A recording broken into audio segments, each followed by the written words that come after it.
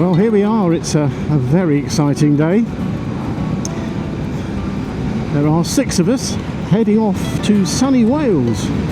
I say sunny Wales, of course it's pretty sunny here at the moment. We're going through a bit of a heat wave in the UK at the moment, as I'm sure most of you will know or remember. I'm just glad to be moving right now because it's so warm. So we rendezvoused, 3 of us have rendezvoused at Pathfinder's Cafe, Blackbush Airport. And now we're taking a cross-country route to the middle of Wales. The plan is to arrive today and enjoy the ride. It's a scenic route we're taking. I say scenic. I am one of these people who is normally so organised and plans so well what's needed, but I have absolutely no idea the way we're going, because the gentleman at the front of this group has one of those good old-fashioned satellite navigation systems, you know, the ones with a map and handwritten directions. Yes, old school. And as he kind of termed it, he said we're heading towards Swindonish. So the kind of the stepping stone is to head towards Swindon and then towards Gloucestershire. But anything in between goes. Yeah, it should be fun. And for someone who likes to be organised and know where they're going, I literally am just following. And so that'd be quite exciting for me to just relax and enjoy the ride.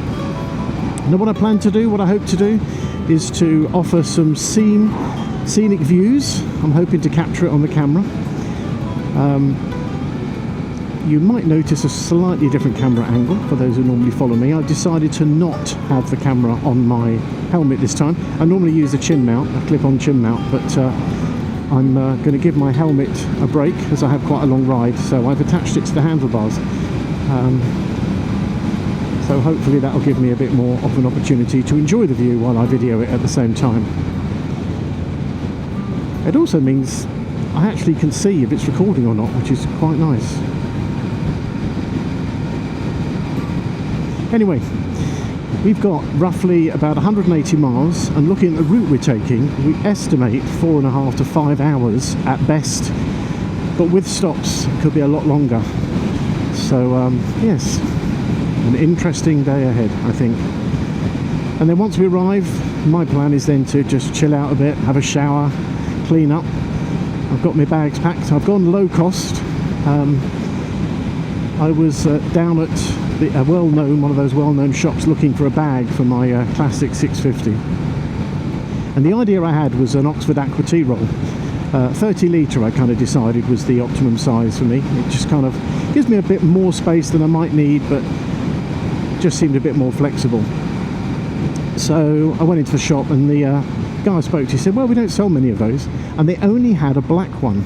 I actually wanted one in khaki. And then I said, well, have you got anything else, any alternatives you suggest? And then he recommended the very well-known Krieger, which is a great brand, a great product, and it was £175. Now I already thought £75 for the Aqua tea roll was quite a lot of money to invest, but £175 just seemed a staggering jump for another 30 litre bag. Now I know that there's arguments that if you're going to use it regularly in commuting, and the quality is definitely there, but in all honesty, I don't know whether this weekend is going to be one of many or if it's a one-off. So as he mentioned the Krieger and he was talking about it, he was kind of saying, well, this is a good one because you've got the modular system where you can add on bags on the side and all that. It reminded me, I have a 10 litre Rhino Walk bag, and it just so happened that this week Prime were having a Prime deal. Not Prime, Amazon were having a Prime Day deal. So I've managed to get myself a 30 litre Rhino bag, but instead of the normal £41, I think, they've got it down to 33. So yes, budget touring. Well, we'll see how it goes. I just hope my luggage is all still there when I get to Wales, but you know, no guarantees. Right, let's get out of this traffic. Let's get on with the journey. try and keep up with my buddies up there and enjoy the scenery. Here we go.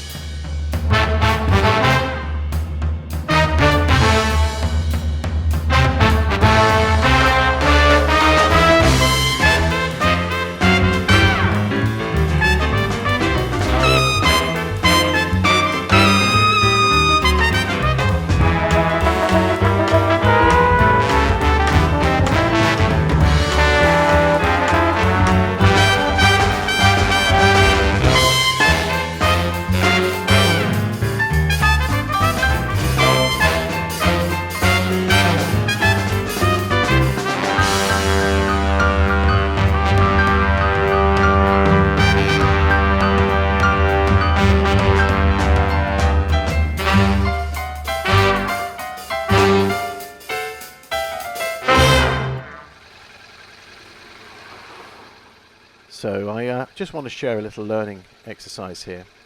So I had cars behind me, I'm waiting behind them as we're waiting for that car to turn. The two motorcyclists in front of me are chatting to each other. I wasn't sure at this stage what was going on, but I kind of figured that maybe one of them needed to stop for a fair reason. And sure enough, a little further up we pulled in. Not the ideal place to stop because it was somebody's drive. Now at this stage, one has stopped and the other's behind him. I'm now in the road, so I'm stuck. The only thing I can do is go past him, which is a bit awkward because that's the middle of the drive, but I thought, well, it's where I need to go. But as I was about at that moment to edge forward, watch what the BMW rider does.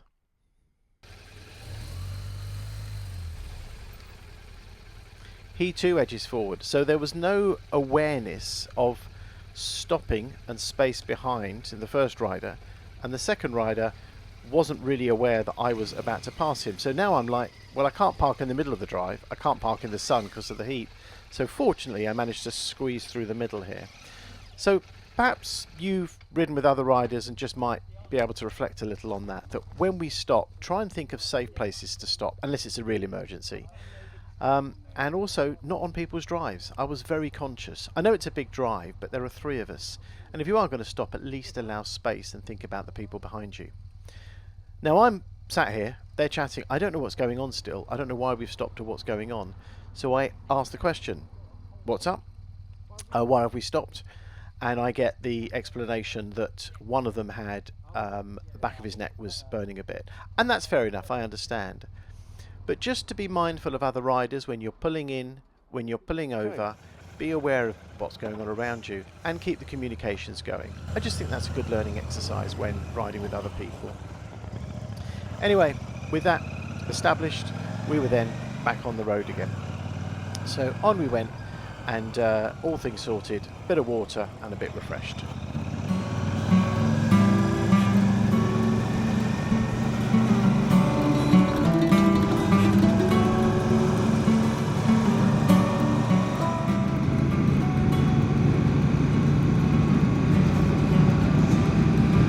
Well, the journey's going okay so far. We are about 1.5 hours in. There's been some beautiful scenery. I've just recorded a small amount of video, not too much. But it is a tad warm, one might say. Yes, a tad warm. We are certainly feeling the effects, but we just had a stop and had a drop of water to drink. And just check a couple of things with the bikes, which is always a good idea. But onwards and upwards, and enjoy the rest of the journey now. We're going to stop in about 50 miles and get some lunch, have a bit more of a break. It was quite nice to stop just to give you a bum a rest actually, but yeah, onwards and upwards.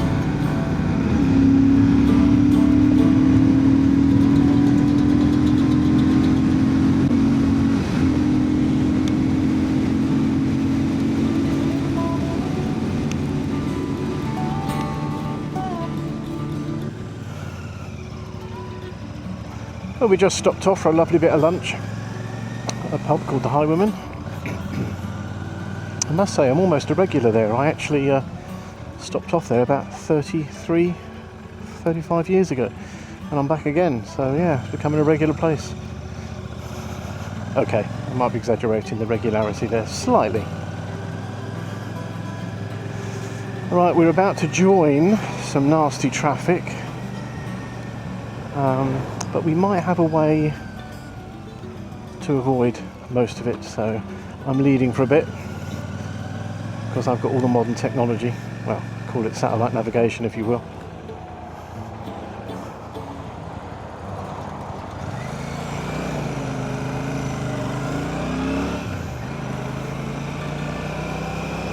Oh, it looks like all three of us are out, which is good.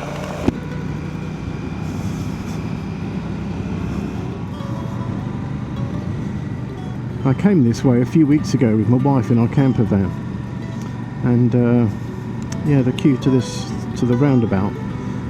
We're on the A419 right now. Oh no, we're on the 417. Sorry, the 419 becomes the 417. And at the roundabout, you turn left, and you're still on the 417. But there's some major roadworks going on to improve the junction. But between now and then, there's a little bit of traffic.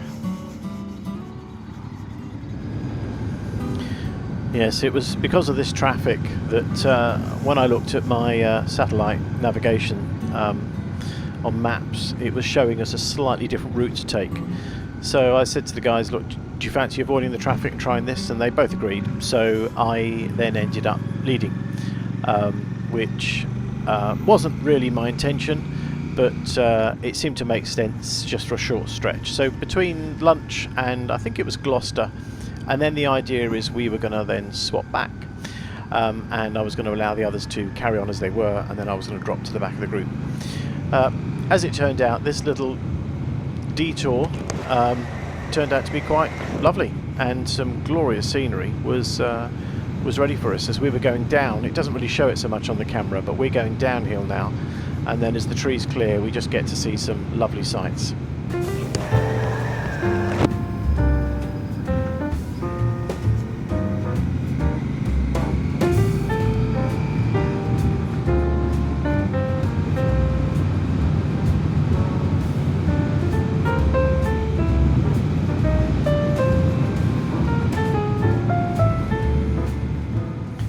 Now, one of the other things that one of the riders also mentioned is that they were struggling with their wrist.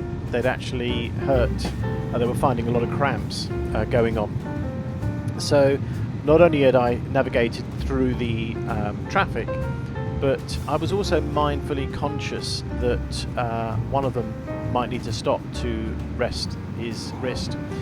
So as I'm riding through, I thought I'd stop in due course just so he could just pull over and just check that it was okay, and that he might just need a rest. So we enjoyed the scenery, and all the while I'm waiting for somewhere to pull over safely to have a bit of a break. Now, in all fairness, we had been riding for a fair while by now, but lo and behold, eventually somewhere appeared for us to pull over. Now, it advertised that there is normally a cafe there, but just we were unlucky on the day we were there wasn't one, which is a shame, as a nice cool drink would have been very nice. But we had water, so we all had our water, gave our bodies a break, checked each other over, made sure everything was okay, and all was good. Now, after that, I didn't film for a while. I just gave the camera a break. So what I did eventually is I saw a garden centre, and we pulled into the garden centre, They had shade right next to it, so we pulled in there and we all got off. And again, I was just checking because one of the guys who complained about cramps in his wrist wanted to check he was okay. And again, we had another freshen up. Now, at that point, I was hoping to hand back the reins for someone else to lead, because I didn't really want to lead today. And one of the guys then realised he needed fuel. He was very low and he had about 10 miles. He could have gone on further, he said, and he did have a spare bowl, but he just needed to find it. So I had a look at the sat-nav and I could see there was a petrol station, suggested it to them, but because I'd found it, they asked if I would lead us there, so I carried on leading. We all refueled. It was in a town place, so it meant we hit a bit of traffic. When we got back out on the road, I was still leading. So at this point, this is after we've refueled, I'm still going along. Now, the reason I've mentioned about this is I've asked a few times if someone else would lead. And again, it's just another interesting learning exercise. And it does have a bearing on events later in this video, which I will talk about then.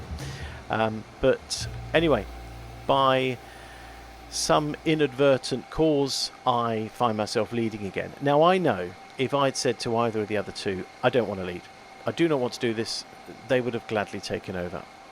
But that wasn't how the conversations went. I did ask, I did invite, I even encouraged, but I just found myself in this case. And you know what? I was fine with it at the time, not later. We'll come back to that.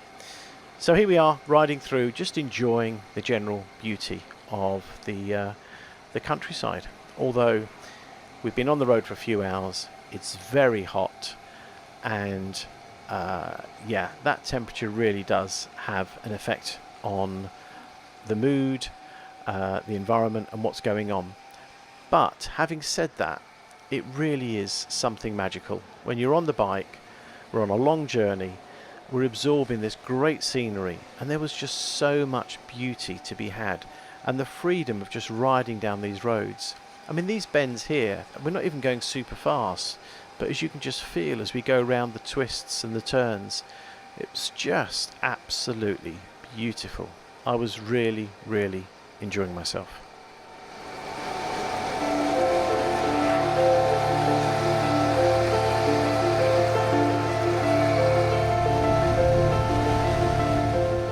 Well, I am pleased to share that we are now in Wales.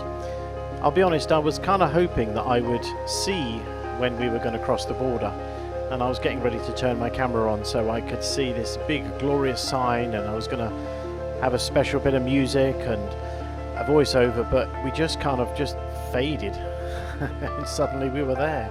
I mean, there's just so much beautiful countryside as you go across in that whole region, Herefordshire, and as you go across the border, it's just truly glorious. And again, I said the bends earlier, but look at these, they were just magical. It was just lovely. Knowing we were in Wales, we were only, I think, 15 miles out, yeah, it was just great. So I decided that we had once again been riding a long time. I decided we really did need another stop, and as you can see, I'm still at the front, and my head was hurting a bit, my helmet was a bit tight, I was hot, I was sweaty, I was desperate for a cold shower, and really wanted something a bit more than just water again. I wanted something a bit nicer, and I hadn't seen anything. There'd been no decent places to stop. I did see a town, and it actually even pointed off a roundabout local services, but there just didn't seem anywhere to stop easily outside a shop. There was a car park at the end, but we didn't really want to just get on the bike, park them, leave them and walk miles to get a drink and walk back, so we just pushed on. And it was really feeling it now with the heat. But anyway, here we are, enjoying a bit of Welsh, Slow and Araf. I've probably pronounced that wrong, but yeah, onwards and upwards, and just enjoying it, and just a sense that we were nearly there.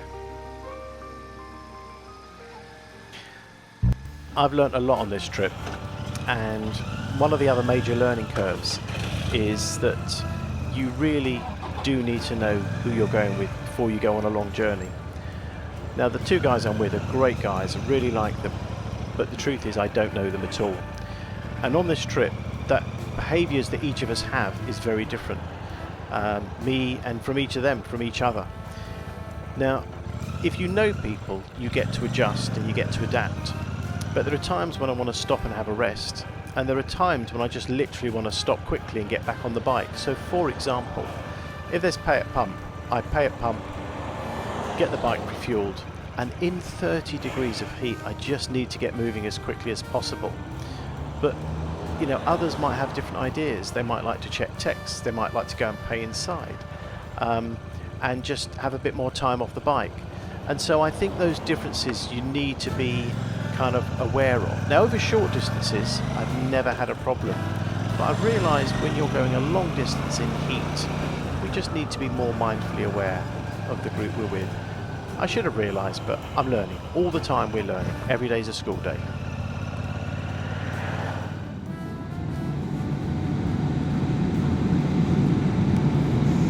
We're closing in.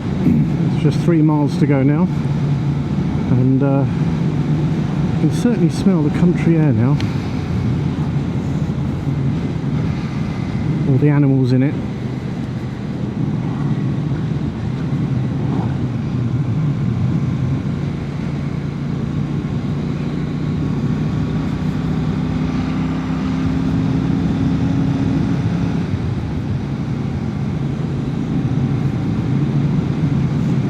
Wow, beautiful scenery, beautiful.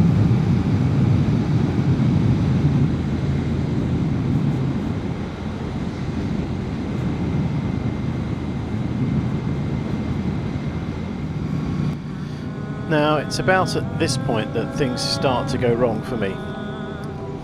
So we're not far now, we're just coming up to the turning on the right. I can see in my rearview mirror both headlights of both bikes. There's a distance, but I can see them. And as I pull in, although I'm turning very slowly and looking and making sure the guy behind me can see me, which he does. I then see him pull into the ride.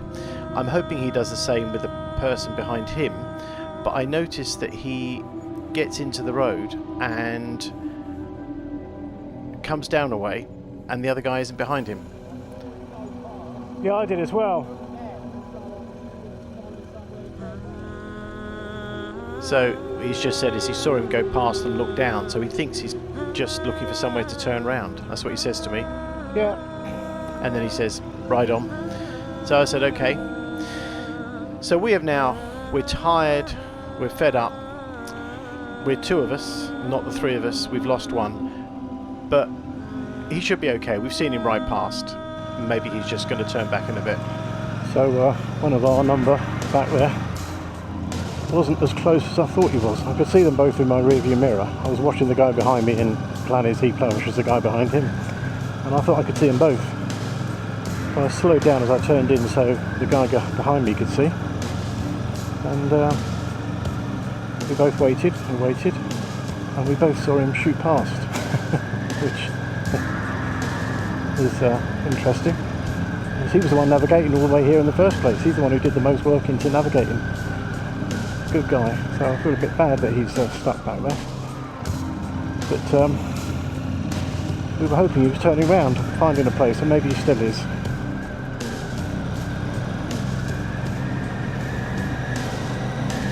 Well, hopefully we'll be reunited with him soon. But the closing half a mile, which this track I think is leading me towards, is Woodhouse, which is the place we're staying at. Allegedly. Mid Wales Bunkhouse, I just saw a sign there. I'm hoping that's sort of like we're on the path for it.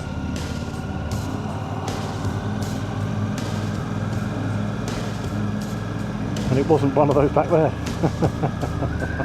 Oh well, all will be revealed. According to this, it's just up here, 1/3 of a mile on the left, so it should. Like an apparition, a mirage in the middle of the desert.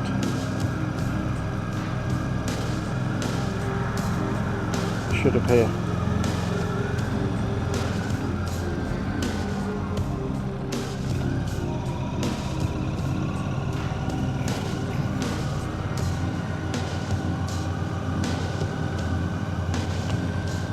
240 yards on the left, apparently.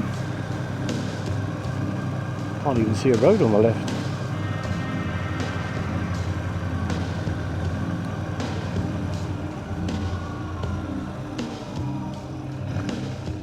Mid Wales Bunkhouse Independent Hostel. I think this is promising. Yeah, I can see Nell waving at us down there.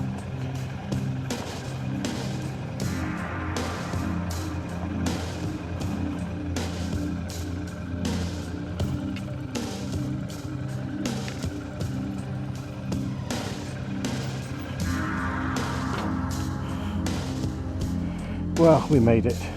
Safe and sound-ish. Well, two of us did. Right, let's get off the bike and see what we've got ourselves in for.